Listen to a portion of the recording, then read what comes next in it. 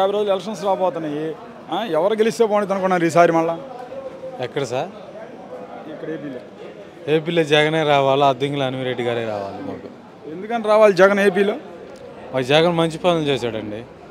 మాకు మంచి పనులు చేశాడు జగన్. ఏం చేశాడు అంత మంచి పనులు? మా అబ్బాయి చదువుతున్న అమ్మఒడి వచ్చింది, మాకు ఇళ్ళ పట్టా ఇచ్చాడు. ఇల్లు లేదు మాకు మామూలుగా అయితే. మీకు ఒక్కడికి ఇళ్ళ పట్టా ఇచ్చి మీకు అమ్మ ఒడిస్తే సరిపోయింది, అందరికి ఇవ్వాలి కదా? అందరికి వచ్చినాయండి మా ఊళ్ళో.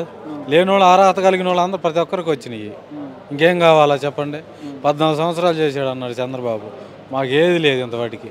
ఆ 14 సంవత్సరాల్లో మాకు ఒక పథకం ఏది ఇచ్చింది లేదు, ఏది చేయించింది లేదు.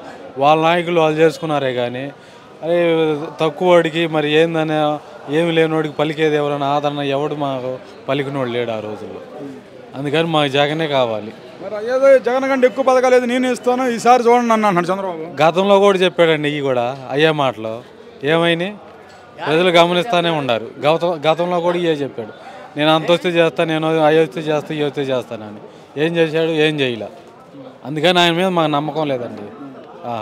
మరి నువ్వు జగన్ రావాలంటున్నావు కదా, అటు చూస్తే అన్ని పార్టీలు కలిసి కూటమిగా వస్తున్నాయి కదా.